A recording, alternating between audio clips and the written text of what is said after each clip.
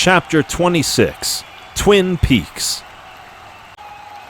Chapter 30, Ending Where It All Began. "Are you okay?" Sai replied, hugging Luke. It was obvious the fight had taken a toll on him, regardless of the facade he put on. Sai came over offering aid as he gently pushed her away in protest. It was clear he was trying to hide his obvious fatigue as he stared across at Thomas. "I'll be fine," he replied. "We just got one more. I'll tell you after we've put a nail in that coffin." "Easier said than done," Sean responded. "Come on, 3 against 1, Sam shot. "I don't care what you say. As good as we are, this should be a snap." Eve chuckled, throwing her arm around Sam's neck. "Sam can be a little pie in the sky, but even I'll have to agree with him on this one," Pete cut in. Sean smiled, shaking his head in a semi-relenting manner. Even he seemed convinced that for once it looked as if we clearly had the advantage, but only an advantage. I could tell by his demeanor that he had immense faith in this guy's ability. "So, this guy must be tough," I replied, picking up on his demeanor. He smiled with a nod. "I won't kid you. If anybody can explain the extent of his power, it's me. He's my best friend," Sean replied in a relenting manner. "We've trained together since I arrived. He's no joke. As impressive as you guys are, he has the heart of a lion and the power of one to boot. He may be in over his head, but we've been in worse. He's pulled me out of the fire more times than you can imagine. To be completely honest, he reminds me a lot of you." His eyebrow raised as he pointed at me. I looked over at Luke as he and Jacob expressed embraces. Jacob wore a look of supreme pride as he patted Luke on the shoulder as they made their way toward the rest of the Legion. He looked confident as ever. I shook my head, reflecting on Sean's words as the rest of the Legion celebrated. "Yes, we're about to win," Eve replied. She rejoiced, grabbing a hold of my arm and pulling me over for a hug with her, Sai, and Beth. "Man, can you believe it?" Sam added. "We're so close." As they celebrated, Thomas walked to the center of the arena, catching everyone's attention. He looked indifferent. He wore the customary white pearly armor with orange streaks and an orange hoodie that peeked out of the back of his chest plate. He had his hair cut into a faded blowout and wore large diamond earrings that looked like they were 2 stars attached to the ends of his ears. "What's this about?" I replied, as the proctor walked to the center of the arena. "Yeah, what's going on?" Sam seconded. Our attention turned to the center as a hush fell on the crowd. They seemed to be as confused as we were by the situation. "Jade?" Eve replied, turning to Jade in an asking manner. Jade motioned for her to wait as the proctor lowered his head, dropping to Thomas's level as they continued. He nodded as he spoke to Thomas. The two went back and forth, keeping everyone else in suspense. Thomas and the proctor exchanged a final nod as the proctor turned and signaled something to the council that caused the crowd to erupt in a mix of cheers and groans. "That's unfortunate," Jade replied, shaking his head. He wore a look that fell between annoyed and disappointed. Everyone crowded around him, waiting for an explanation for what occurred. "What is it?" I asked, confused. He took a deep breath and continued with his hands on his waist. It didn't look like something that I was going to be happy to hear. I lowered my head, annoyed at what could be thrown in our way now. "Although I was proud to see Luke win, it was actually more detrimental to our winning cause than the opposite," he answered. Eve joined my non-verbal stance, placing her head in her hand as Sai stared, nervously biting her bottom lip. "Why?" Eve pressed, staring at Sai, exhausted. "There's always something, isn't it?" Sai backed. Jade gave an apologetic shrug as he gestured to continue before Max spoke. "Well, in the final duel it is slanted in the favor of fairness," he explained. He agreed, sympathizing with our protests as Pete pressed he and Jade to continue. "Meaning?" he asked, annoyed. I could sense the tension in the air. I didn't know for sure that they shared my feelings, but I was tense at the thought that things may be a lot different than I perceived them to be. We were riding high now, and it seemed we were going to be thrown back into the fire. Fair? I thought angrily. What about this entire trial has been fair for us? Now that we have the advantage, these people want to talk about fair. I was getting more agitated by the second. Jade placed his hand on my shoulder, sensing my annoyance. His hand was a calming presence as he smiled and continued.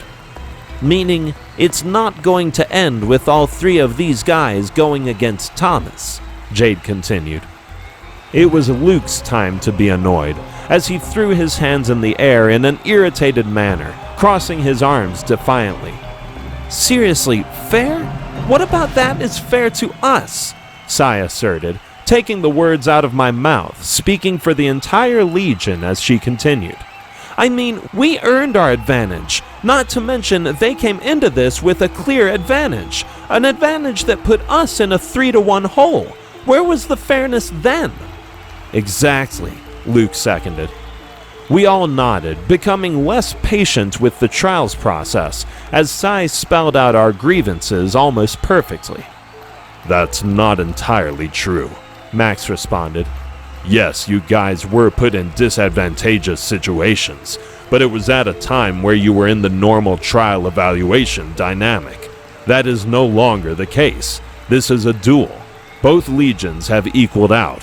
There are no longer pre-trial evaluations or post-trial evaluations. You guys have shown the power you both wield and proved yourselves to be exceptional legions. Now, it's no longer about proving the merit of the two legions. It's now about proving which legion is the most powerful. This is purely entertainment-based." We all stood, taking in his words, yet still holding on to slight feelings of injustice. "Still doesn't make it fair," Pete added. Jade nodded, agreeing with his words. "Yeah, well, regardless," Jade continued, "you guys are seen as E-class prospects. It wouldn't be fair to have 3 E-class prospects take on 1. That's just not how things are done in this realm." "Still doesn't make it fair," Pete shot, sarcastically repeating himself. I rolled my eyes in annoyance. He could say what he liked, but it was the truth. They gave us all we could handle, but we won fair and square. It wasn't fair to punish us for being superior. We fought hard for those victories, and to say that they are basically meaningless was a slap in the face. I became more agitated with every word. Everyone showed a look of extreme defiance, outside of Jacob, who stared at the sky almost in a trance as we continued to bellyache. "So what? All those duels meant nothing?" Eve shot. Jade shook his head in a pleading tone. "Listen, once one squad is down to their final prospect, they have the option to stand and fight those that remain, or they can call for what is referred to as Dikaos. If they choose that option, it instantly turns the battle into a sudden death." He shrugged in an apologetic tone. "That just is what it is." He paused in a consolation-based manner as a smirk appeared on his face. "But there is still some advantage given to the opposing legion," he expressed, leveling with us. "For one, there is a reason to celebrate this." We all stood, awaiting his words, as he stood up tall, motivated by what he was about to say. "Okay," Luke shot. "What is it?" Jade continued to smile in a baiting manner until we became more impatient and anxious. "Come on, Jade," I pressed. "What is it?" He took a deep breath, finally ready to spill the beans after a couple of baiting seconds of pulling our legs. "All right, well, the remaining prospects on the opposing legion are automatically accepted into the academy," he exploded. "So, you guys did it! You're all accepted into the academy!" Our eyes lit up at the sound of his words. It felt like a huge boulder had been dropped off my shoulders. I couldn't ever imagine myself being so happy. Are you serious? Eve and Sai let out simultaneously. We finally joined the ruckus of celebrations being shared around the stadium. We hugged each other happily. That's awesome, Sam seconded. We stared each other in the eyes, smiling like we had just won the lottery. Whew, Pete added. So we're all in? He asked, staring at Jade and Max in an exasperated manner, as if they would tell us they were playing a huge joke on us at any minute. Danny, Zach, Joe, I shot via BAU. Did you guys hear that? We're in! We actually made it! A stagnant second passed before Danielle responded. Yes, we heard, Danny shot. The sound of screaming down the hall is probably a dead giveaway that the twins may be privy to that knowledge as well. I chuckled to myself, taking a long second to enjoy what we had just accomplished against all odds. I hadn't allowed myself to imagine what it would be like to actually pull it off. It made the feeling all the more gratifying. I was beside myself. Jade nodded, proud of the sudden exuberance. He wore what fell between a smile and a hero's pose before clearing his throat awkwardly as we all continued to hug and celebrate our newly found achievement. Hold on, Jade replied. While I couldn't be prouder that you all made it in, there is a second part. We came here to win, didn't we? His words slowed our emotions as we all homed in on his demeanor. Maxwell stepped beside him right on cue to send home the sentiment that this was an emotion they both shared as he continued. They both looked at us with such admiration and pride. We all came together, waiting with bated breath as Jade continued his speech. I watched you guys grow in a span of a month, Jade continued, with more emotion than I had ever witnessed in him before. I've seen you grow from afraid children to exceptional young remnants. Things were shaky for a while, but this has probably been one of the most fulfilling assignments of my existence. I listened and endured the talk about you guys for months and watched you guys turn all these snobby down-nosers into believers. I don't want them to be right about anything. They said you would never make it. You did. They said there was no way a bunch of snot-nosed, barely trained Earthborns could win. Guess what? We will. There has never been an Earthborn Legion to get accepted on the first try, ever. You guys did that against one of the most decorated trial legions ever. Now I'm greedy. This means more than you guys. You guys in your small amount of time here are changing the way these people think, the way they act, and what they believe. You see that section? He pointed to the Earthborn section, which was going crazy at the sound of Thomas's Dikeos plea. I remember how they passionately cheered us on the entire time. I hadn't known the significance of our victory. A part of me believed Jade and Max purposefully kept it from us, but I'm glad they did. It felt good as the barrier slowly dissipated so that we could hear the roar of the crowd around us. Theta, Delta, Theta, Delta, Theta, Delta, they chanted loudly. It was no longer just the Earthborn section chanting for us. It was now the entire arena. It invigorated me. The feeling was mutual as I stared at my teammates, blown away at the spectacle of the ear-splitting cheers. They needed this as much as you did, Max added. Show them what they are capable of. We all nodded, pumped by their words. We all nodded, waving our hands in a show of appreciation, as Jade continued to explain via BAU because of the volume of the crowd's cheers. Now, by submitting himself to Dikeos, he is forfeiting his ability to fight the fighters that lay ahead of him. The plea is accepted on the condition that omitting one prospect of the pleading party's opposing legion will have the opportunity to choose the opponents from the entire pool of their legion. I would love to say that his words were inspiring, but they weren't. They were bothersome. His words were daggers, because with me being one of the more powerful players in our legion, I was definitely in play, and just thinking about it made my stomach uneasy. In English, Sam pressed. Pete sighed impatiently. In short, anyone outside of Jacob will be able to fight him, Pete added, frustrated. He pointed at Jacob as he spoke. Jacob never looked back.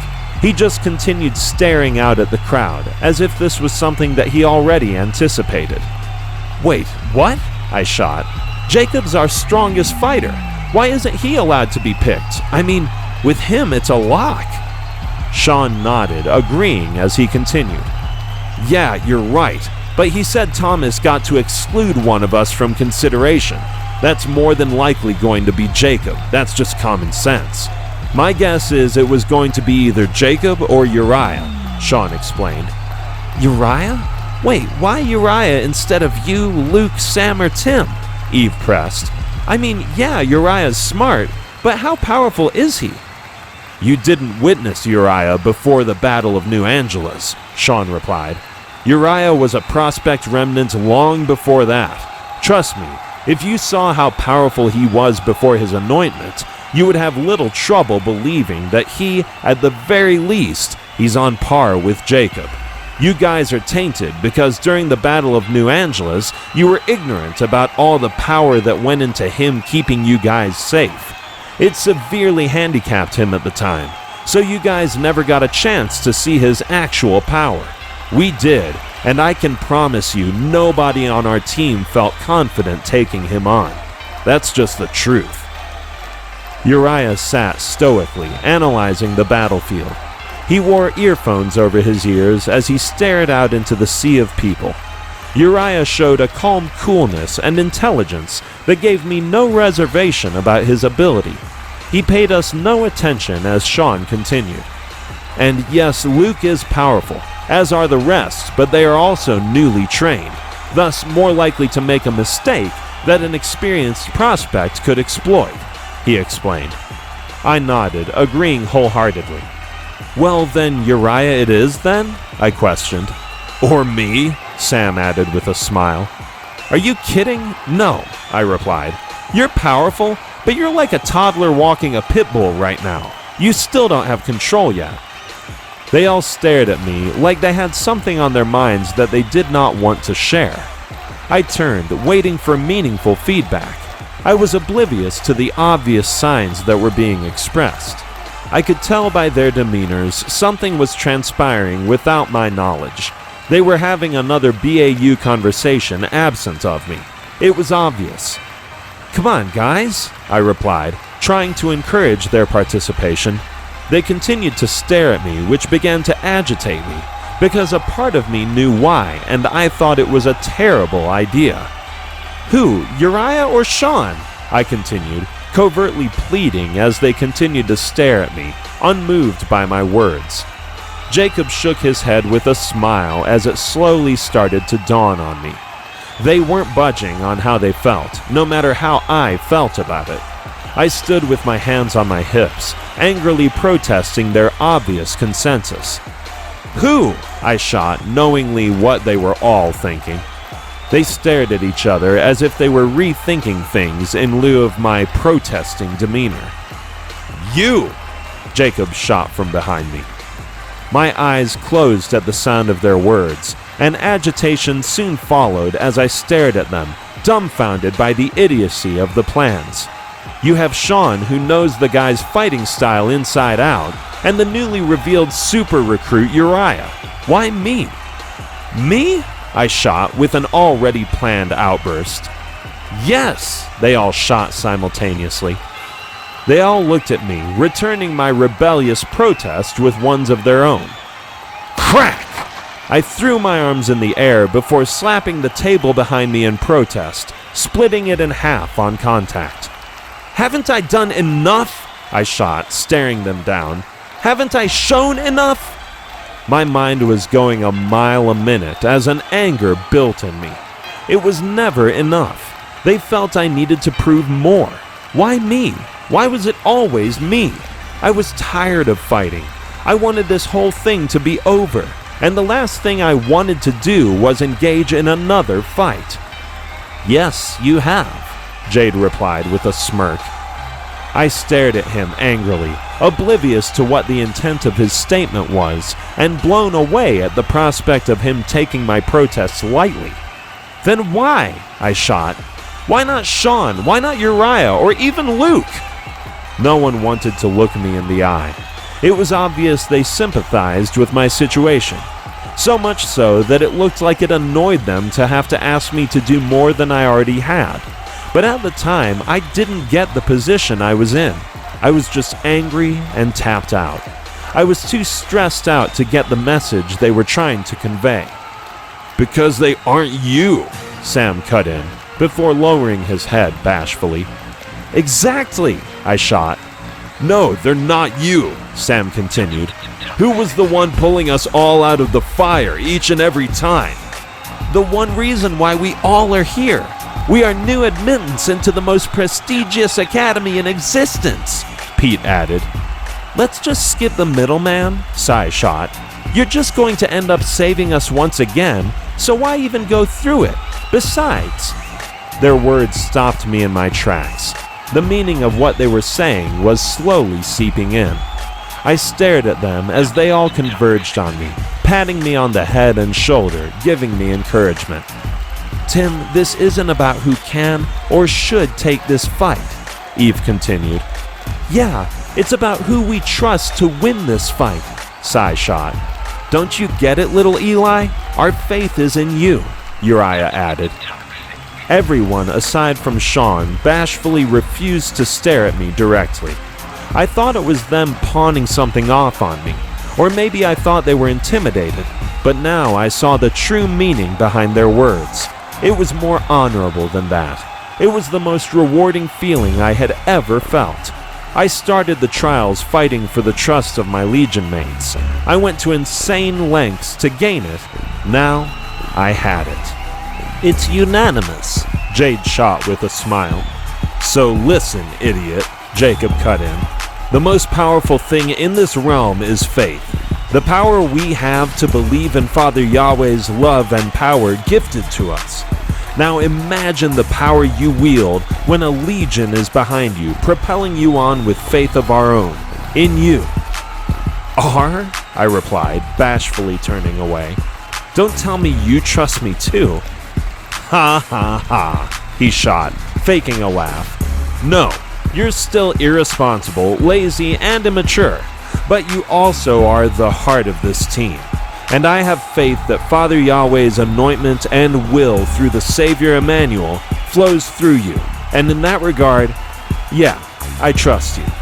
Just know this, regardless, whether I was eligible or not, you were going to take this fight, because the more not just we, but everyone believes in the anointment Father Yahweh has given you, the more powerful you will become, and we need that. Faith works like that, so suck it up one more time and let's end this on a high note, you crybaby." I smiled as he playfully ruffled my hair. It was one of the proudest moments of my life. They all stared at me. It was unavoidable, and to be honest, I wouldn't want to if I could. This was the validation of my hard work, everything I had put into those trials, and I wasn't going to let any of them down when they were relying on me the most. I was ready. It was time. It was time to end this once and for all, and it was only fitting that the person who started us on this journey to the Light Guard trials would be in charge of ending that very same journey. I walked to the center of the arena and turned to Thomas, determined. He waited, touching up his cap in a self-conscious manner. I could tell by his demeanor he was extremely finicky about his appearance. He constantly brushed himself off and touched up his appearance in an attempt to make sure his movie star looks and demeanor was perfect. "Prospect Timothy Eli has been chosen as your opponent," said the proctor, turning to Thomas. Thomas gave a nod. It was the most emotion he had shown for the entirety of the competition. I shook off the butterflies as quickly as they came. He seemed to be in his own world as the man explained the rules. I was beyond attention challenged, but this kid? I think even I had a hard time believing he was paying attention to a word the proctor was saying. I was locked in on his every movement as his eyes went from the proctor back to our legion. "Unless it's the hot twin chick, that was my guess," he replied, looking me in the eye. His stare was intimidating as he finally found my eyes, and I hated myself for being intimidated by it, but it was almost like I couldn't help it. I couldn't look him in the eye. I originally thought it was human emotion, but it only took me a second to realize it was his faith energy. It beamed off of him almost like an invisible bright light, but he was the exact opposite. I wondered what was going through his head.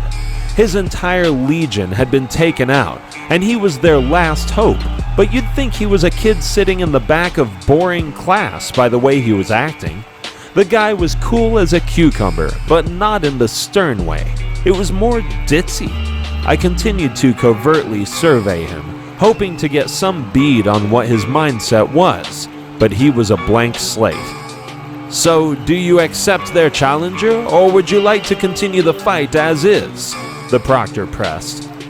He shrugged his shoulder before rolling and cracking his neck, as if he was preparing for something that was a big waste of time, before replying. "Doesn't matter one way or the other to me personally. I just want to fight, but Abby's the leader." As he spoke, he stopped as if something occurred to him. "Mr. Eli?" the proctor replied. His words caught me off guard as I sputtered before replying. "What?" I replied. "Sorry, the other Eli," the proctor apologized. Thomas paused, raising his finger as he continued. "I'm sorry, just give me a second," he replied, walking toward our legion. "What is he doing?" Luke shot, turning to Sean. Sean shrugged, not really knowing how to respond. "With Tommy, it could be anything," he explained. "He's not exactly an orthodox guy. He used to infuriate Herschel because of stuff like this. He was too unpredictable for us to ever really work him into a plan. We never knew what he would do at any given time." "That's a win for us, right? I mean, a hothead probably has no chance against him," Beth deducted. Sean shook his head, disagreeing. "Hothead?" Sean chuckled in a sarcastic manner. "He's far from that. I said unpredictable, not reckless. The problem is the exact opposite. It's hard to gauge whether or not he took anything serious. He would always formulate a different plan because he's probably the most brilliant Dom I've ever come across. He's beyond a genius. He was tops in the Alpha House in subatomics and elementals, the first Dom ever to do so. We left him out of our plans because we knew that his deduction and analysis was unparalleled. He became more astute as he progressed in our missions. Herschel believed he was handicapping the squad by incorporating him into our plans. It drove him crazy. I didn't mean to make it sound like it was a bad thing. It wasn't." His words were surprising, and Sean's words about his intellect was intimidating. "Why is he coming over?" Pete continued. Initially, my guess was he needed to speak with Sean, but his walk never seemed to be toward him. I stood staring in awe as the cameras and every gaze in the stadium followed him.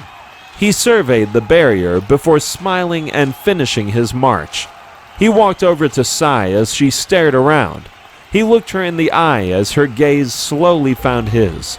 He wore a white wool cap that hung slightly over his right eye and gave him the look of a cool rebel. "Sarai Hikari," he replied, raising the cap with a twinkle in his eye. Sai acknowledged his words with a nod. Her face flushed red as he showcased a flirting smile. She gave Eve an investigating look. Eve shrugged as she returned her gaze with an unsure look of her own. I stared at the whole situation, still on guard about what his intent was. "Tommy Eli, it's an honor to meet you," he replied. The name was so close to mine it freaked me out. It was like watching a better, bizarro version of myself interact with my regular friends and family. He was more confident and rebellious than I could ever hope to be. He showed no interest in the rest of our group. It was like Sai was the only person in the building as he stared into her eyes. Pete stared at him uncomfortably. Luke looked at Jacob, almost asking for permission to intervene. Jacob shook his head, urging him to allow things to play out. "Nice to meet you," Sai replied respectfully. She cleared her throat uncomfortably as her eyes wandered, thrown by all the attention in the stadium being focused on her. "It wasn't my aim to embarrass you," he replied, moving his head to meet her wondering gaze. "I just had to come introduce myself. I was really excited at the prospect of going up against you.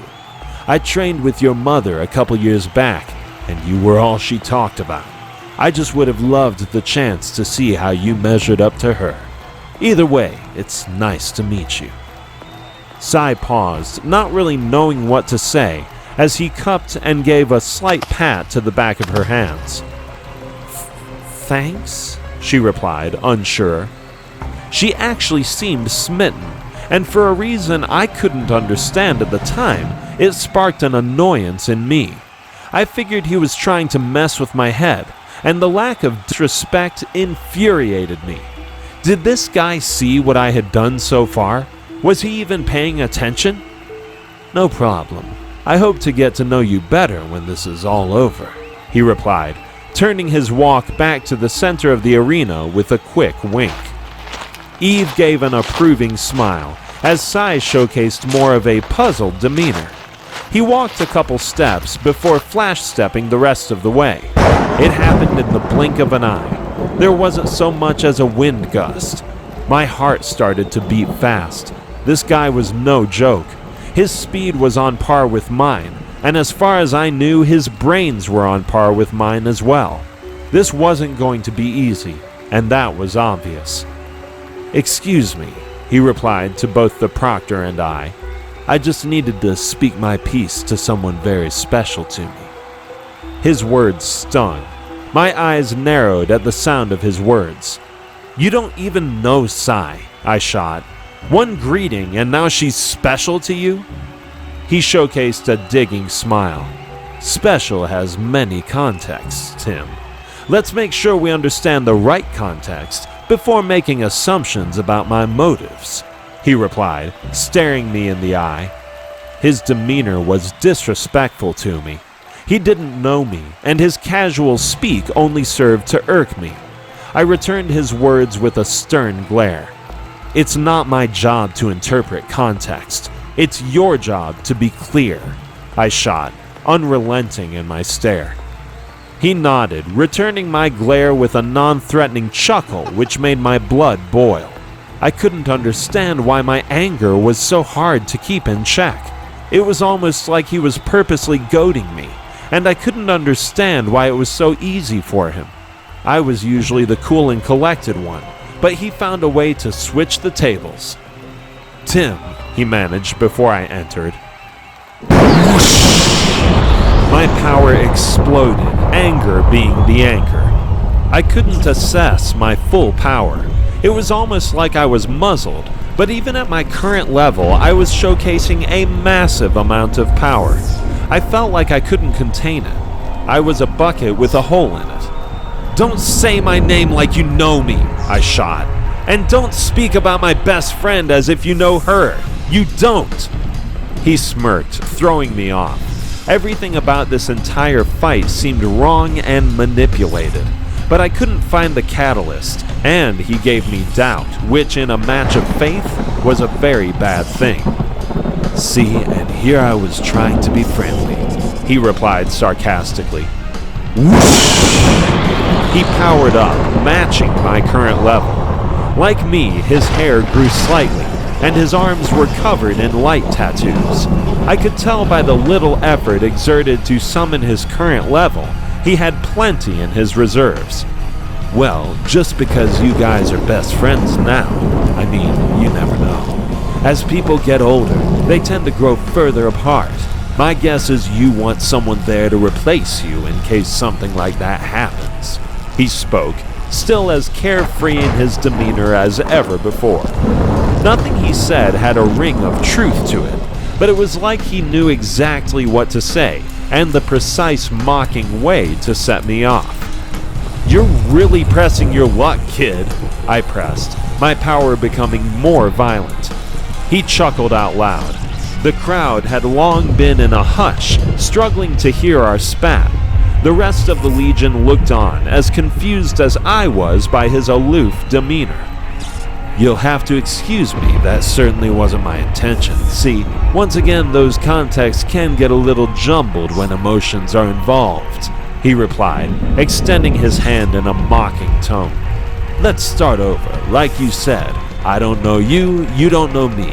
Once again, Tommy Eli." Smack! I slapped his hand away angrily. Everyone in my Legion looked on, surprised by my reaction. I stood staring at him as my emotions began to bubble. The proctor immediately stepped in. "Please wait for my cue before you begin," he shot, turning to the stage where the council sat to get confirmation. He cleaned his hand by smacking them together, keeping his slacker cool demeanor. Sean was right.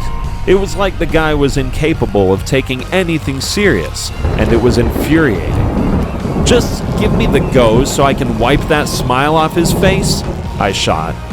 "Tim, calm down," Jacob added via BAU. "What's with you?" "Yeah, I've never seen you like this," Sai added. "I mean, we can't hear a thing from here. What did he say?" "You have no idea how annoying this guy is," I shot back.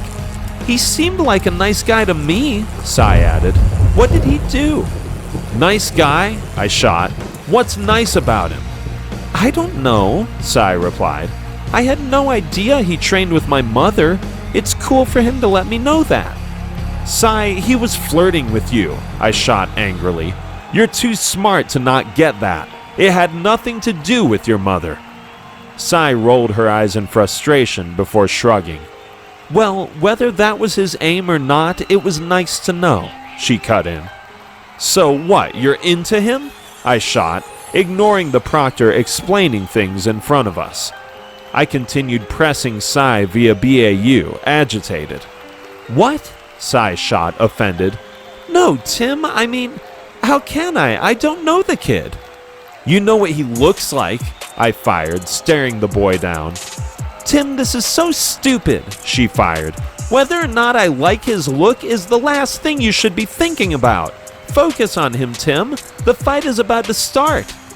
"So what, you think I can't beat the kid?" I continued.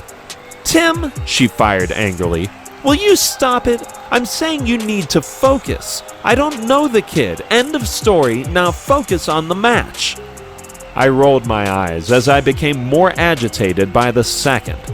He smiled from ear to ear in a daring manner. "Now, why would you want to do that?" he antagonized. "What's the matter with my smile? A smile is such a friendly gesture. Why does it make you so mad to see someone else smiling on such a beautiful day? Oh, I forgot.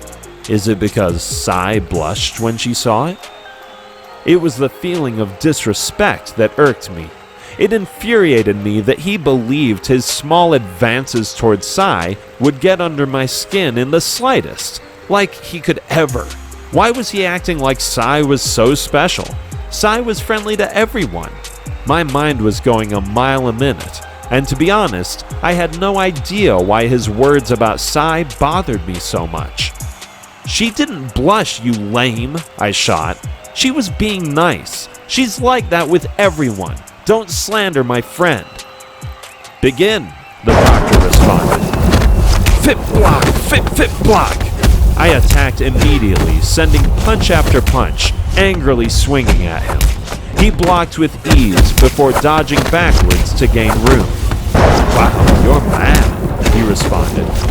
Flash! I flashed in front of him as he landed across the arena. His eyes grew with surprise as I cocked back. "You have no idea," I shot, swinging for the fence. Explode! He flipped backward, punching the ground.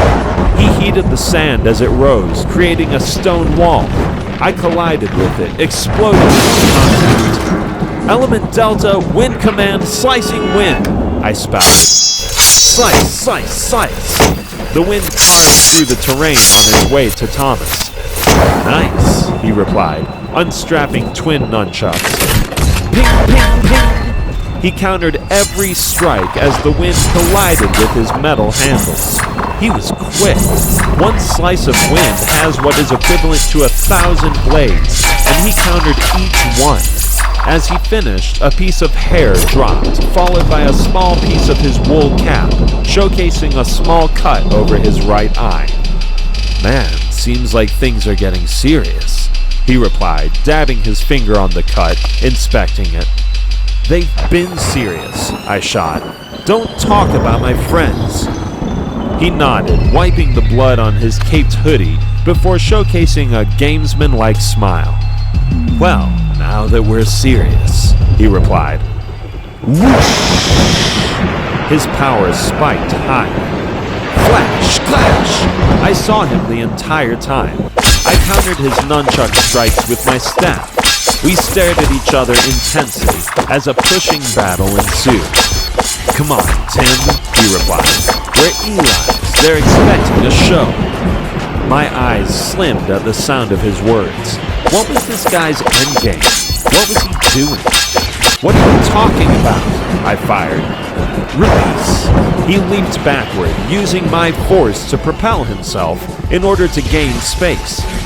Flash! Clang! He flashed toward me as our weapons clashed.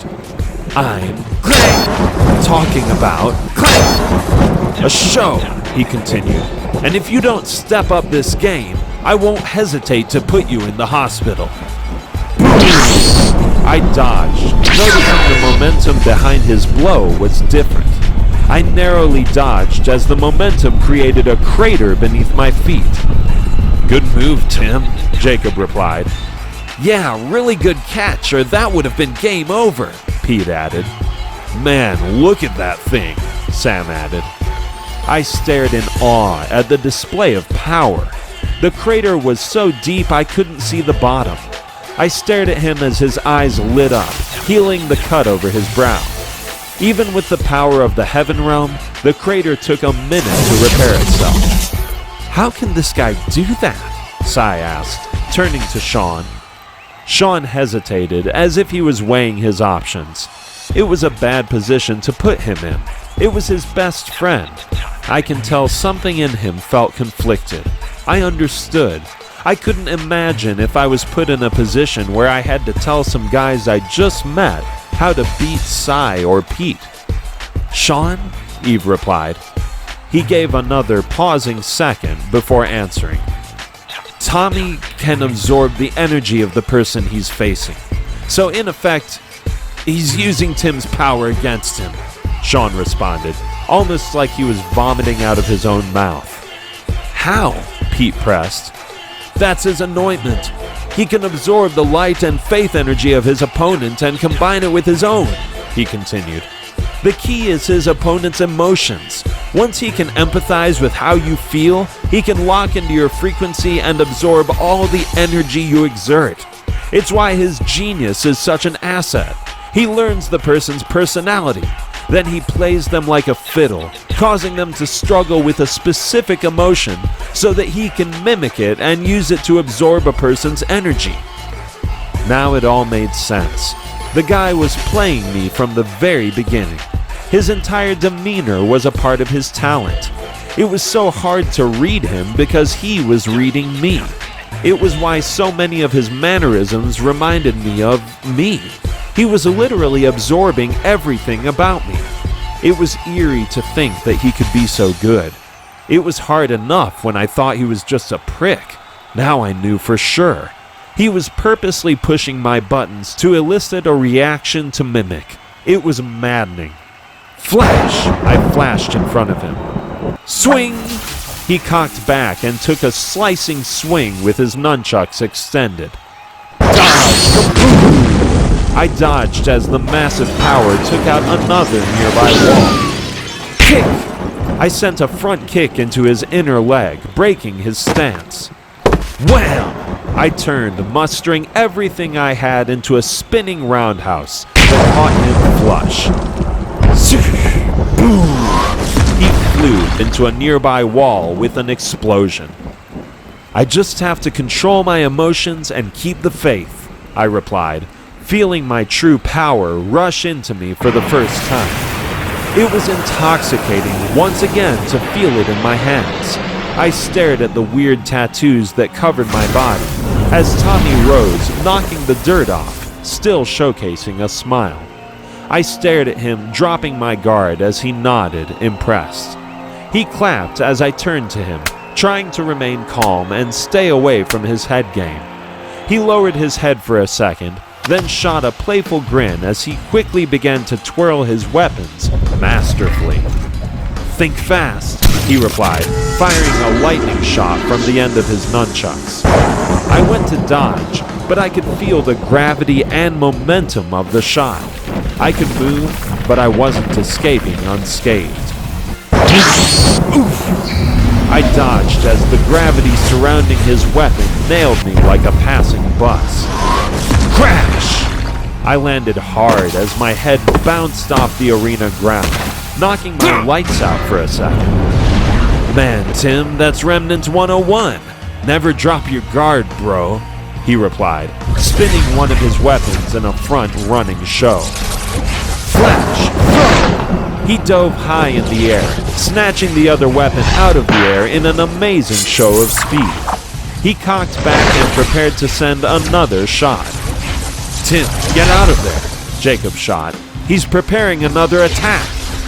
I nodded, struggling to my feet, before collapsing to one knee, trying to get my bearings straight. "Rise and shine, or things are about to get unpleasant," he replied with a playful smile. I was barely shaking the cobwebs as he released another shot. I slowed time just enough to barrel roll into safety, but to my surprise, this time the ground didn't explode. I stared watching as a jolt hit my body. "Tim!" Eve let out as my body convulsed. "Sizzle! Ah!" He tricked me. He switched his attack. His other weapon was different. It sustained an electrical charge that shot through the entire ground. I yelped as the powerful energy surged through my body. "Checkmate," Uriah replied. Flash!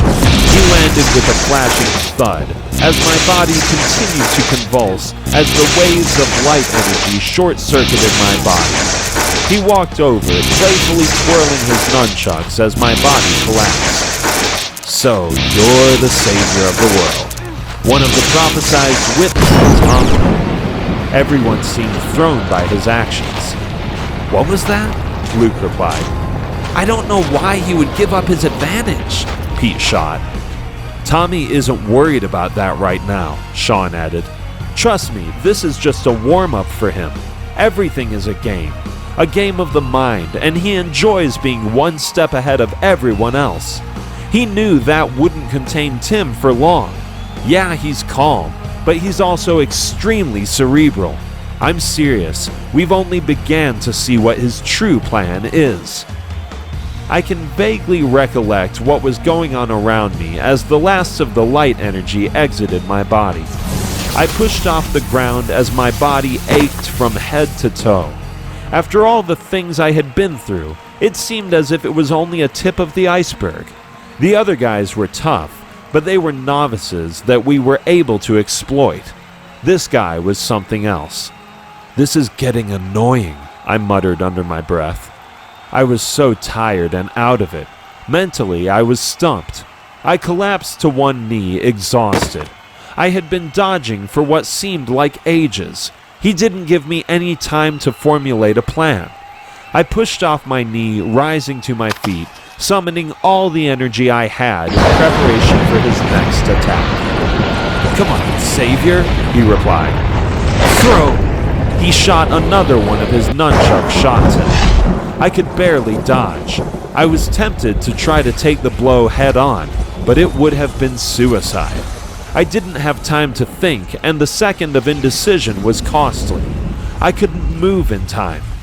"Crap," I grunted. It exploded, sending me flying into a nearby wall.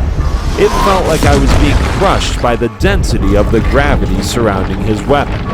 It burrowed into the ground right next to me. I pushed against it as it pressed me hard against a nearby wall. He had somehow combined gravity and wind, creating an unfathomable radius. That, combined with his trigger reflexes, made his shots virtually indefensible. His strikes had the quickness of a throwing dart, the radius of a tossed ship, and gravity of a massive hammer. I collapsed as he finally called his shot back. I rolled over with my whole body aching. I could barely move, and this kid was just getting started. I was really regretting the decision I made, and a bit of resentment arose from the fact that my friends had volunteered me. The similar thoughts came rushing back. Why did I have to always be the one in these predicaments? I was always sacrificing myself for them. And to say I was angry that no one thought of what I would have to endure yet again. "Attack 2, he shouted mockingly. He raised his other nunchuck high above his head in a gaming manner. He was toying with me, doing each of his shots in obvious slow motion. I knew what was coming. After the hammer came the lightning, but I was out of it. I couldn't mount any type of retaliation, and I could barely move. I was loathing in self-pity and shame. I could blame them all I wanted, but I was trying to compensate for the fact that I was hurting and embarrassed. I felt like I was letting them down. "Tim, get up! His second attack is a tremor shock!" Sai screamed. "Maybe we should have let Tim rest," said a voice. I initially thought it was BAU, but this was different. It was almost like it was an energy signature. It was obviously from Pete, but he wasn't saying it. It was expressed as clearly as if he had said it directly to me. I began to respond, but my current took precedence. "Man, the kid is powerful, but it was a mistake to make him fight again. We should have just let you do it." Luke followed immediately. "Poor kid's probably exhausted, and now he's fighting one of the top prospects at the trials. It's just too much. What do we expect him to do?" It was the weirdest feeling. How could I just tap into their private thoughts, especially through their faith energy? It was beamed clearer than any words could ever be. It was a feeling I couldn't describe. It was also very detrimental to my psyche. I was wallowing in self-pity, and their words were only supporting my attitude. "What if we were wrong?" Beth added. I fought to one knee as a smile grew on Tommy's face. A rage built in the pit of my stomach, but it wasn't fierce. It was more of a helpless rage that anchored me down. Their words started to wane my faith, and it wasn't going to be good. Sam's feeling was the breaking factor. They didn't believe in me anymore, and as the seconds quickened to Tommy's next blow, I realized I had accepted everything they had said, and more importantly, I thought they were right. "I know, but I can't." "Throw!" He shot it at me as I leaped high in the air, narrowly missing. "Ah, gosh!" I screamed as the shock shot through my body. "How?" I thought, as it surged, throwing me back to the shock pool below. I dodged it. I know I did. I writhed as the shock shot through me yet again. "This is unreal," Eve added. "Oh my gosh!" "But how?" Sam continued. "Tim dodged it. I saw it." Jacob shook his head. "Static doesn't work like that," Jacob replied. "You can move, but your energy is still connected to the ground a split second longer." He baited Tim by stalling with his shot. He knew it would cause Tim to build up more energy, consequently giving him a large aiming radius. "Tim's in no condition. We put him in a losing situation," Beth added. I was losing them one by one. Their faith waned, breaking me with every second that passed. I wonder if they even knew as well as I did how they truly felt, or did it take the form of anger? I pondered the bolts shot into me for the first time. "The guy has gone through enough," Luke joined. "Maybe we should just end it." A part of me wanted to go along with it. Everything they were saying was true, but they weren't actually saying it, they were just feeling it. They had no idea it was what they were feeling. But even if they did, I wasn't giving up. I had fought to earn their respect, and I would fight to the end to keep it. Unfortunately, this guy was no joke. Everything he did, every move he made was calculated. A true genius. I was starting to believe I was in over my head. Were they wrong to put their trust in me? The thoughts shot through my head just as rapidly as the waves of energy that torched me. I'll bait him. I'll bait his head, Eve shot, getting angrier by the second. Weirdly, what I got from Eve and Sai was different. They weren't waning. Their confidence in me never waned. It stayed the same from the minute they sent me out. Eve was more anger. She felt the guy was taking advantage of my current state, and she wanted to even the odds.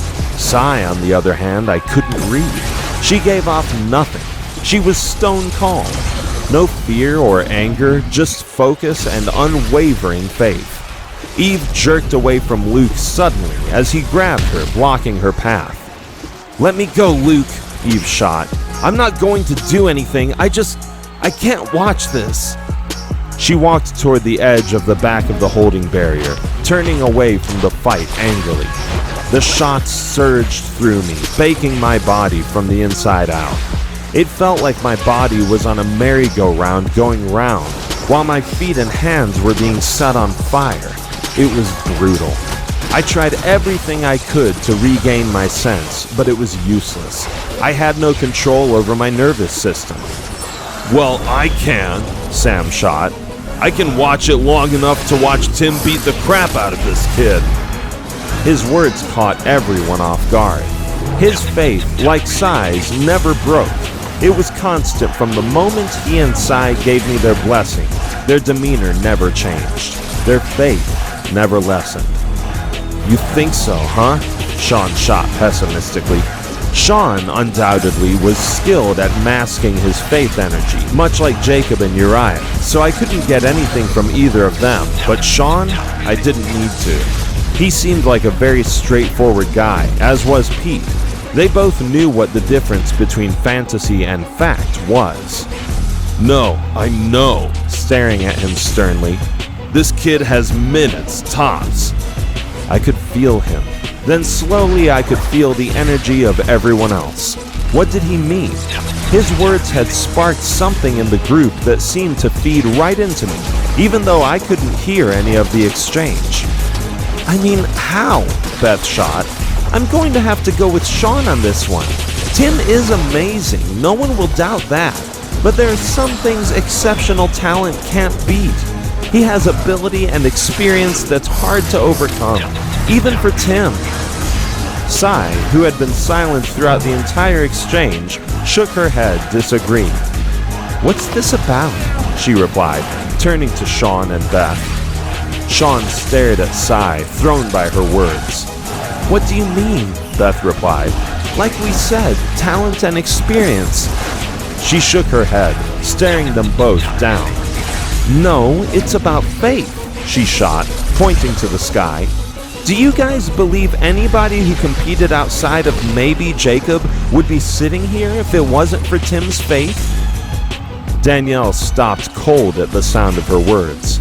My feelings of self-pity and prideful embarrassment stopped as well. Her words resonated with me. Her words were soothing to my soul, because what I got from her was an unrelenting belief in me. What made her believe in me like she did? I don't know, Beth replied, pondering the question. "And now, when he needs us, we have no faith in him," she replied, her voice forceful yet controlled. "Robbing him of the very power he gave us. That's not right. He needs us because, believe it or not, as talented as he is, he doesn't always know it. I've known him for as long as I've known myself, and when he doubts himself hard. He brutally analyzes everything he's done wrong in detail. As powerful as he is, he's just a kid, and right now he needs us to help him like he helped us. So, for the love of what's holy, stop breaking my concentration. He's fighting for all of us, and Eve, Sam, and I can't do this alone. He needs our power." A small tear leaked as she turned away. Something awakened in me at the sound of her words. It's like something just clicked. Tommy was right. I was a savior, but it wasn't just me. We were saviors. Every person in our legion. There were people who needed us. If Father Yahweh was going to give anyone power to beat this guy, it would be one of us. Sai knew me better than anyone, and she knew what I was capable of. That's why her faith never faltered. She knew once I realized they needed me, I would come through. It was the way I should have felt about Father Yahweh. It filled me with so much invaluable faith because I finally got what Father Yahweh and Emmanuel were getting at. Sacrifice isn't about diving on the sword. That's quick and easy. It leaves the people you love alone to fight without someone who is willing to love and protect them at all costs. True sacrifice is persevering and long-suffering to achieve the end goal by staying alive long enough to accomplish Father Yahweh's will. So it was simple to me from then on. I knew a little more about how to protect them. Everyone nodded, accepting Sai's words, as Eve made her way over next to her. "Come on, Tim," said a voice, shooting to me via BAU. My eyes shot open at the sound of her words. It was Sai. Her words awakened me from the pain that surged through my body as shot after shot flowed through me. It's like her thoughts were fueling me. "Come on, Tim," Sam added. "Wipe the floor with this clown." As they all began to speak up, their words awakened something in me as the light seemed to transform. It no longer shocked, it just flooded into me like a vacuum. The energy was dividing and melding into every fiber of my being with every cell of energy, making me smarter, faster, stronger, and more powerful. It was beyond anything I had felt before. "There you go, little Eli," Uriah cheered proudly. "Thud!" Yeah! I landed hard on the ground as the energy sucked into me, energizing me with every shot. "Tim, it's Joe," Joe added via BAU. "This guy can't beat you." "Nobody can," Zach added. With every word they spoke, it added to my already exploding power. It just continued to grow with no sign of stopping. "Well, this is about to get entertaining," Luke uttered in disbelief. I pushed off the ground, fighting to my feet as every fiber of my being seemed to not just absorb the light energy, but I took in the wind, water, and faith energy as well. It came to me like I was a beacon of power. "Are you watching this?" Beth replied, her mouth dropping open. Sean stared, unable to comprehend what he was watching, unable to put a sentence together to describe what he was witnessing. I'm not sure I could fully comprehend what was going on, but it was, in fact, going on. "Tim, you're doing it!" Jacob replied, screaming across the arena as he walked through the barrier. The deafness of the crowd gave his words a projecting sound that caught my attention. "Doing what?" Luke asked, following right on Jacob's tail. "He's absorbed Tommy's ability," Jacob shot. "He's getting it." It was finally starting to sink in. Their words came flashing back to me, along with Sam's and Jacob's. "Tim, I don't doubt that you don't ask for anyone to follow you, but whether you know it or not, they follow you. The key to your power is understanding that the most vital aspect to our survival is you getting better." I exploded with power as Jacob's word came rushing back to me. "Oh my gosh!" Eve let out, covering herself as my power obliterated the arena. "Get down!" Luke shot, covering Sai as debris flew just past her head. My body continued to suck in all the energy around me, destroying everything in the vicinity as power continued to grow to a massive level. "What's going on?" Sai replied, covering herself. Jake, stop him before he destroys the place, Luke shot. You're the only one with dense enough faith energy to get to him. He can't control the ability, and if he hits anywhere remotely close to his max, he's going to obliterate everything. Before I could blink, Jacob had his hand on my shoulder, showcasing a proud smile. Bro, that's a start, Jacob replied. That's enough. We're going to destroy the place. I turned to him as if something in me couldn't put in words who or what he was. What I saw wasn't Jacob, but his soul for the first time. It was like someone had unveiled the cloth that lay before me, and I could see everything clearly. Nothing was hiding from me.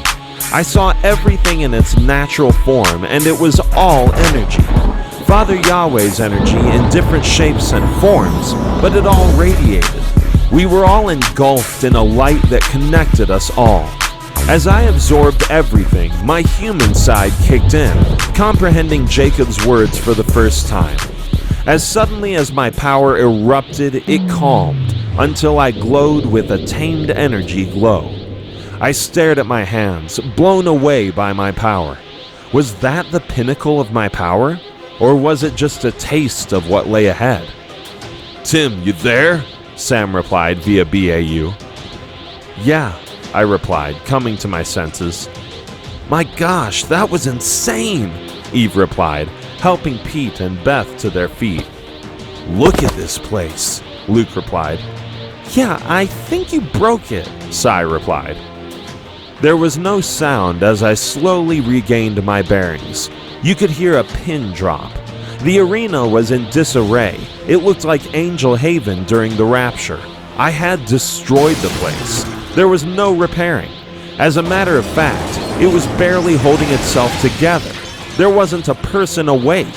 Every person in the stadium had passed out from the sheer density of my faith energy. Did I really do that? I shot, blown away. Yeah, let's ease into things next time, Pete replied. I turned just as Tommy ascended, looking around, astounded by the scene. He knocked the debris and dirt off of his face and armor as he landed softly on the ground. How's that? Sean replied with a chuckle. Tommy nodded with an approving shrug that threw everyone for a loop as he walked toward Sean. Wait, what? Sai shot. Yeah, Michael was right, he shot. The kid's the real deal. Did you say Michael? I shot, bewildered. As he spoke, a light emanated in between the two of us as a figure slowly became visible. Like I said before, you're a quick study, kid, said a voice that I knew immediately. What's going on? I stated, covering my eyes as Michael appeared in a dense light. It's all over, he replied. Sean made his way over to Tommy, and they gave each other high fives as we stood trying to properly assess the situation. Seriously, Michael? Eve replied, side by side with Sai as they made their way along with the rest of the Legion. Yeah, what's going on? Eve seconded. Sean and Tommy stood next to Michael as the rest of us continued to try and make sense of what we were witnessing. Can you guys tell us what's going on? Uriah replied. We all looked at each other as Tommy and Sean embraced in a celebratory hug. Their actions only kept the spiral of confusion going. As they spoke, light bodies appeared all around us as me and Jacob shielded the rest of the Legion. Slowly, forms came into view. It was Danielle, the twins, and the rest of the ABA Legion, including Herschel, who I hadn't seen since my first trial. You guys passed, Michael replied. All of you. Yes, we made it, I replied, staring around. You're about an hour late with the news. Michael shook his head. Not you, them, Michael replied, catching our attention. Man, it's about time, Herschel replied, staring around like he was in a daze. He wore regular clothes that stood out among the population, seeing as the rest of us wore robes. Well, isn't it obvious? Michael questioned, becoming more insufferable by the second. Speak plain, Michael. What's going on? Jacob replied angrily. We're all a part of the Theta Delta Legion now, Sean gushed, smiling from ear to ear. You could hear a pin drop throughout the stadium. Whatever I did seemed permanent. They were all slumped over, as we all continued to look at Michael and the two boys, begging for them to stop speaking in code. Wait, what? Eve replied. Just what he said, Cadmiel cut in. This wasn't just a Light Guard trial for our acceptance into the Light Guard Academy. Michael was evaluating us as well. We've been kind of telling you guys half-truths. The truth is, we were specifically placed together to face you, but we left out who it was who actually handpicked us, Sean replied, looking at Michael. Michael? Danielle replied, squinting in an accusing manner. Yep, he replied. What did I tell you? Every legion generally has around 22 members. You guys have 12, well, 13 if you count Sean, and you are possibly the most important legion in your world's history. You do the math. You needed more firepower, but you also needed to be pushed so that your own powers were realized. So, I had the ABA Legion manipulate and provoke you in ways that I knew would push you to your limit, to draw out the dormant power you guys possessed. I didn't know if these guys would be up for the task, but they proved themselves not only as great competitors, but as valuable allies. They have their shortcomings just like you guys do, but they passed my expectations. But it's not my decision to make, it's yours. Michael stared directly at me as he spoke. I shook my head. Wait, me? I shot. Michael shook his head with a laugh.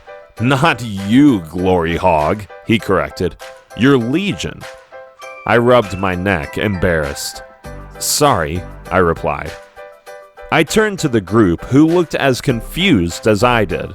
They probably would have preferred the decision be mine. What do you guys think? Jacob shot via BAU. I don't know, Eve replied.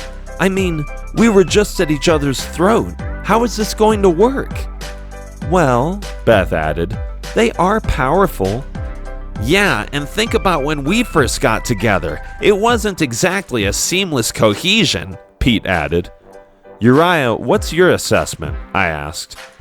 It's like Pete says, it's not about how well we fit now, it's about the overall endgame. We got the best of the best. They were handpicked by Michael himself.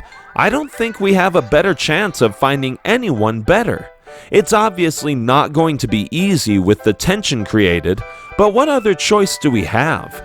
We've seen what we're going up against. We barely survived with the help of the Heaven Realm. Imagine when we're on our own. I mean, think about it. Those guys were middle management. Imagine what happens when we face the top brass. We're already against the gun with this stuff. These guys will only make things easier. Yeah, I trust Michael, Jacob added. If he says they're good, I'll go with that. I don't care, Sam added. You mean Uni will be on our team now? Joe seconded. Awesome, Zach continued. Me, Joe, and Uni! I can't say that I'm not happy that Abby and I don't have to break up after reconciling, Danny added. Honestly, this is better than I could have hoped for. I heard all their words, but the ones that were most important were the ones where bad blood was drawn. Eve stared, looking at Beth. I could tell from her demeanor she wasn't enthusiastic about being on the same team as the girl that put her sister in danger. Luke shared their reservations. What do you think, Beth? Eve shot, turning to her sister. I don't know, Beth replied, showing a bit of hesitation herself. How do you feel? Eve waited for a second before responding. I don't trust that girl or her cousin, but it's not about me. It's what's best for our team, Eve disclosed via BAU before giving in. Same here.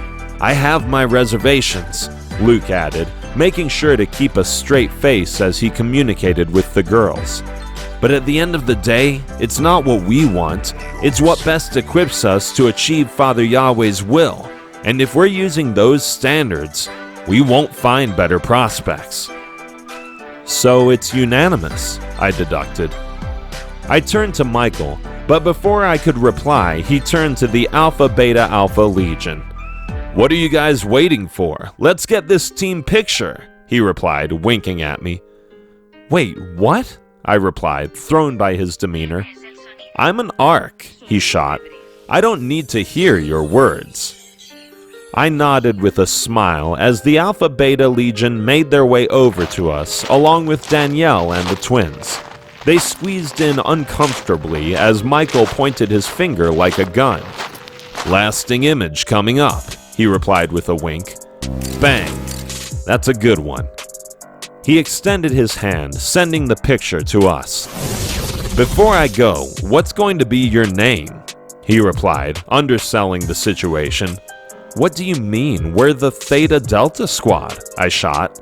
"No, that's your Prospect Legion label," he quickly answered. "Your Legion name is what represents you.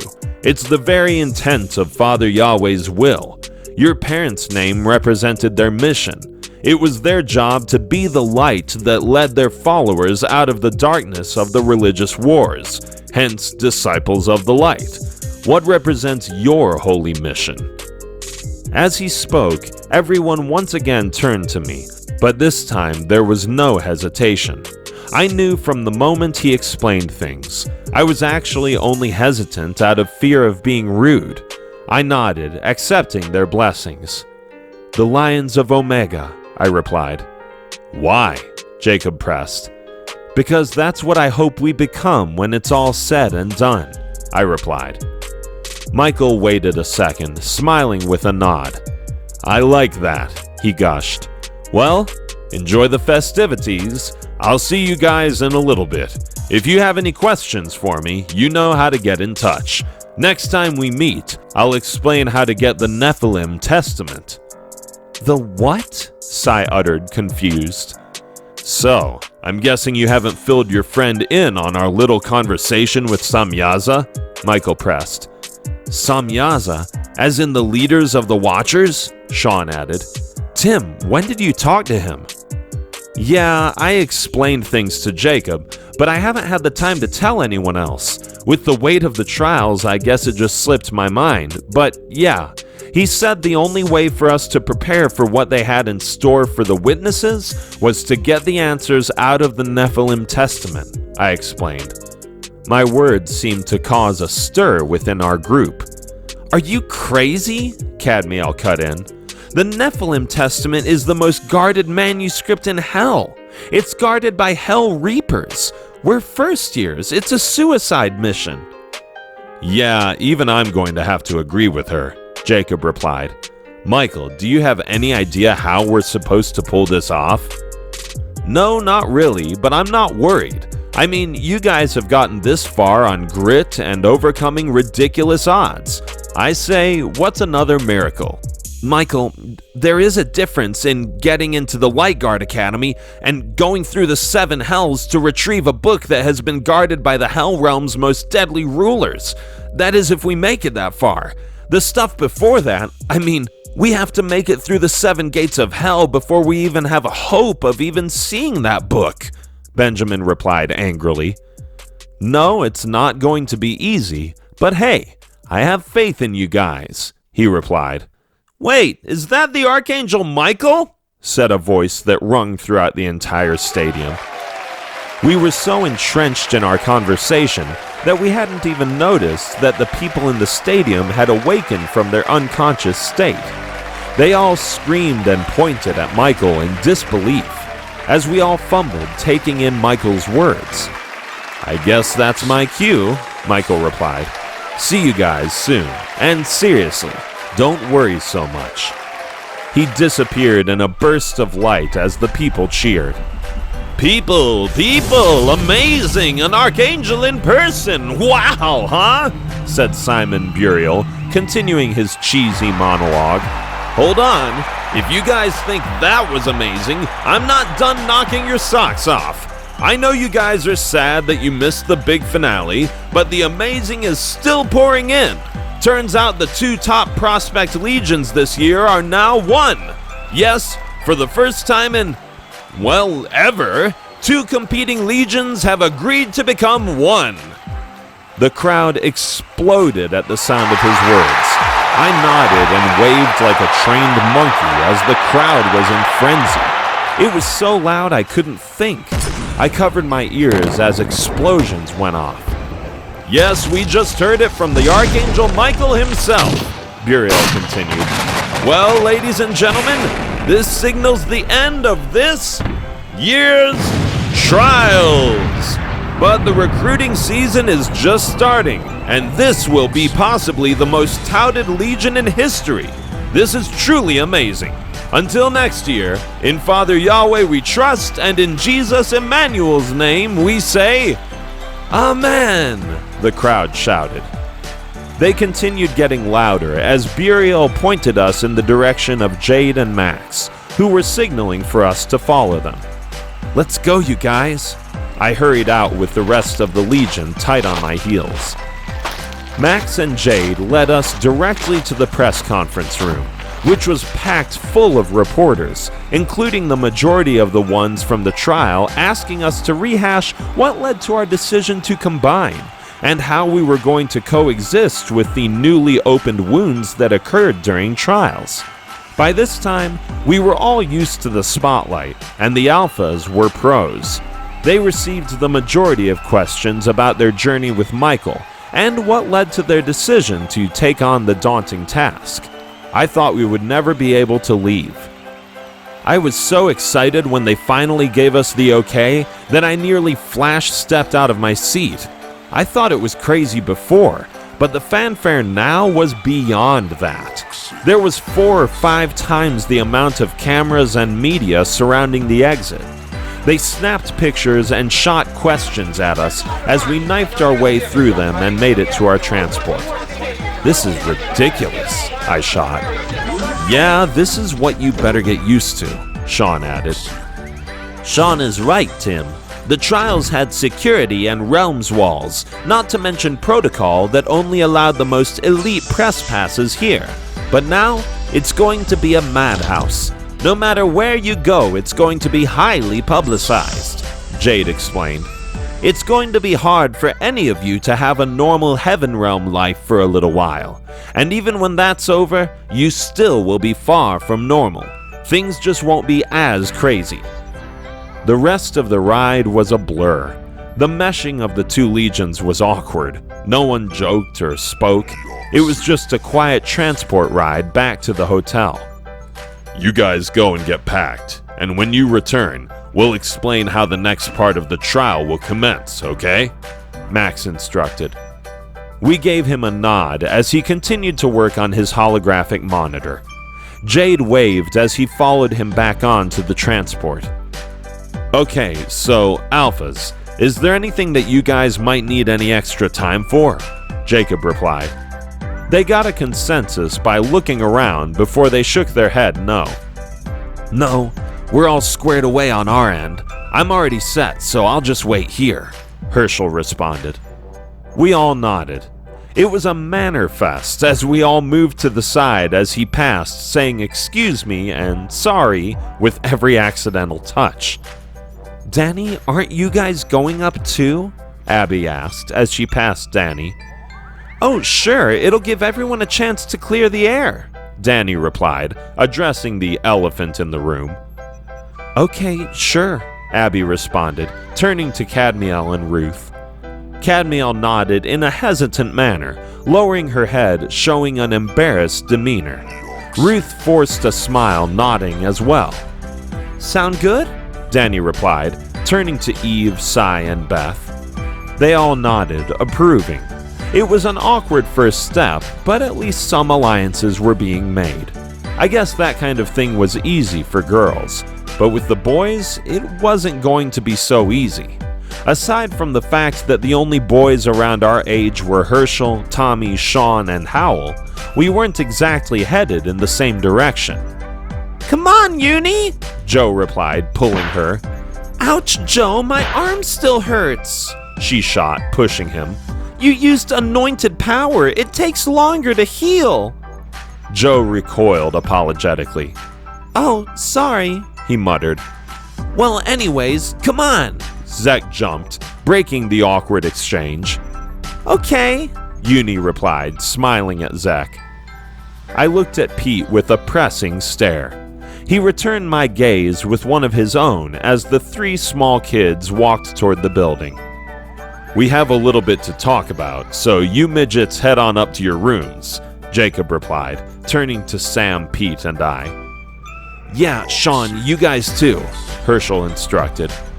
"Okay, no problem," Sean replied, pulling his medallion out of his bag. The rest of us followed suit, and in a blink of light, we were standing in the middle of our rooms. It took a hesitating second before I finally felt comfortable enough to speak freely. "You guys do know this is going to be a train wreck," I shot, turning to them. "Oh yeah, definitely," Pete added. "Yeah, but what other choice do we have?" Sam added. "You heard those guys. What we've done so far is nothing compared to what we're about to do." "I like that," Pete added. "What?" I pressed, confused. "Well, he said about to do, as opposed to have to do," Pete replied. I nodded, absorbing his words. I guess he was right. Faith was all we had. I had no idea if we were going to get past this roadblock or not, but I know I was ready for whatever came our way. I knew that with Father Yahweh's word, we couldn't go wrong. We had come so far in a month's time, but we still had a mountain the size of Mount Everest left to climb.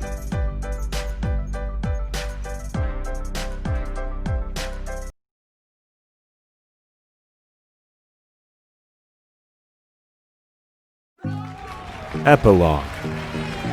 They weren't lying about the frenzy. Things were so fast and furious we didn't even have time to prepare. It was go, go, go. We went from commercial to television shows, appearance after appearance.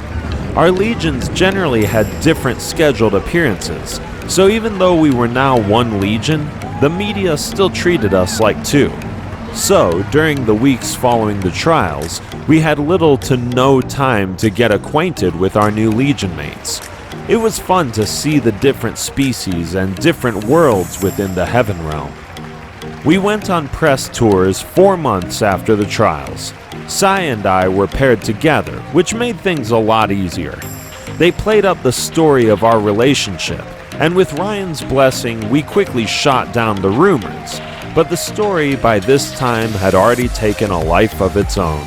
On our birthday, most of the Earthborn quadrants made decorations and dolls pairing us together, and even had television shows fixated on the topic of our love. It was awkward for Pete and Eve, but after a while it became just another crazy thing happening around us. The entire time we were doing our press tour, we were also being courted by every house in the Light Guard Academy. They spent all their time trying to convince us that they had the best philosophy and faculty to best serve our team. In the end, we ended up surprising the Heaven Realm by choosing the Benjamin House. They had a huge advantage for us because of Headmaster Regiel's connection to our parents. They were also the only house to approve Sam beforehand, and Miss Munoz was also there to boot. The Alphas weren't too excited. Most wanted to go to the Judah house, but after we convinced them how much fun it would be to take a house that had been marred in mediocrity and turn it into a powerhouse, it interested them. After we chose the Benjamin house, a lot of other high-profile prospect legions chose them as well, one of them being Jadion's legion. We had a year off to better get acquainted and train. We would be around 14 when we started, which gave it a high school feel. Jade and Max arranged for us to spend some downtime away from the media taking us on various Legion trips and vacations to help build bonds. It wasn't a complete bust, and it did lead to some bonds, but for the most part we stuck to the people we knew. As our time dwindled down and the start of the school year was upon us, the twins and Danny were sent home. We were beginning to get restless with living out of our transport. We were at our limit when we were asked to meet Max and Jade at an LST wormhole port. Did Max say why they wanted us to meet here? I asked as we exited our transport. I really don't care, Eve replied, as long as we don't have to do another talk show or commercial. It wasn't that bad, Luke replied. Sai cut her eyes before turning to Eve with a chuckle. As we walked in, we saw Jade and Max sitting next to a bunch of people, most of which I knew, others I didn't. Jacob stared, slowing his jog in a manner that caught me off guard. I followed his eyes and almost fell over when I saw what he was looking at. Grandpa? Jacob replied, sprinting. Before we could blink, he was hugging both of us. My grandboys, you guys, I missed you so much, he replied. He looked almost like the spitting image of our father in his young form. In our exchange, we hadn't even noticed the greetings all around us. We were all hugging and greeting what I assumed to be our loved ones before turning to each other. How you been, Pete? My grandpa replied, hugging Pete. Wow, Sai, you are turning into such a beautiful little lady, he replied, hugging her. Eve, this is my grandpa, Jacob, I replied, introducing him. Grandpa, this is Eve and her sister Beth. Nice to finally meet you, young ladies, he replied, shaking their hands before turning to Luke. Luke, get over here, boy. Hi, Mr. Eli, Luke replied, hugging him. And this must be little Sam, he replied, shaking Sam's hand. What a show you put on in that trial. Thank you, sir, Sam replied. Through the commotion, I hadn't even noticed our grandmother Natalia standing next to him. Oh my gosh, I'm sorry. Jacob, this is... Yeah, I know. Hi, Nana, Jacob replied, cutting me off, giving her a hug. I followed suit. We spent the next couple of minutes getting everyone acquainted. Sai's and Luke's grandparents were there, and I recognized them from the pictures at Sai's house. Eve's and Beth's grandparents looked familiar as well. I think it was because of the resemblance to their mother. Pete's grandparents were more easy to identify. It was hard to miss the resemblance between Pete's grandfather and his dad. Max explained that they would be our guardians while our parents were on tour. My grandpa Jacob would take me and Jake, with our Nana Natalia taking Sam. It was the closest to home I had felt since I arrived. We said our goodbyes, but it wasn't really. With our medallions and BAU, we were never more than a moment away. We agreed to meet up during the week, but I don't think any of us were really begrudging a little rest from each other and the circus of the trials after nearly a year and a half on the recruit and press trail. Although during the week or so we had, I could honestly say we still ended up spending almost every day together, and we enjoyed the month or so of just being teenagers. We needed and wanted a rest from it all. We had a grave task in front of us, and we enjoyed our long-needed rest, because our journey was just beginning. The night before our first day at the academy, I was so nervous it took me a while to get to sleep. I hadn't had a nightmare since the trials, so I assumed they were associated with the stress of the event. That night, I realized that wasn't the case. "Tim," said a voice, waking me from my sleep. A cold shiver went up my spine. Every cell in my body seemed to be dying one at a time. I was paralyzed by fear. "Who is this?" I said, sitting up in my bed. A slow chuckle made me realize who it was right away, and to say every hair on my body stood still would be an understatement. I had never been so afraid in my life. "Oh, come on," You don't recognize my voice?" said the voice. "What do you want?" I said. "Where are you?" "Oh, you're out of my reach right now. Calm yourself," he continued. "A little birdie told me that you're able to hear the thoughts of demons. Liars are so common in this world, as you know, so I took it with a gigantic grain of salt. A parasite trying to make up a last-second excuse for failing a mission. I was about to kill them, to be honest, but something told me to just go on. Faith, I guess, would be the best phrasing. Ironic, isn't it? Yet here we are. Now my question, Timothy Eli, is, how do you think it's possible for you to hear our thoughts?" It felt as if someone was holding me down with a knife to my neck. The powerlessness made me feel ashamed. I felt like I did in purgatory.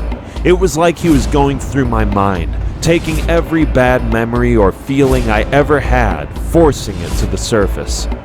"I don't know," I grimaced, gritting my teeth at this point. "Well, that's a given. But are you truly asking Michael the right questions, or merely waiting to be told the right answers?" He shot. "You think that you and that boy are the final witnesses of the end times, do you? Would you like to know how I know that's impossible?" An explosion of light landed in the middle of my room, cutting off the transmission. "Michael!" I screamed, running to him like a kid having a bad nightmare.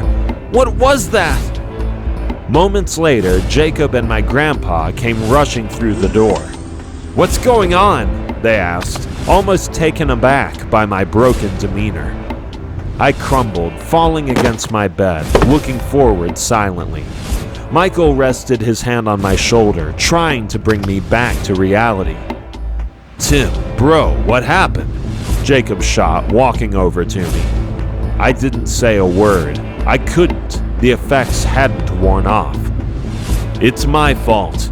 I knew from the time we left Samyaza's cell something wasn't right. I should have known he would trace the energy. I thought I wiped it clean, but once you returned for Sam's trial, you gave them an energy signature to match. All he had to do was follow the crumbs, and no matter how faint the energy signature was, it would be enough." Michael shot. "Enough for what?" Jacob replied. "Enough for Lucifer," Michael replied.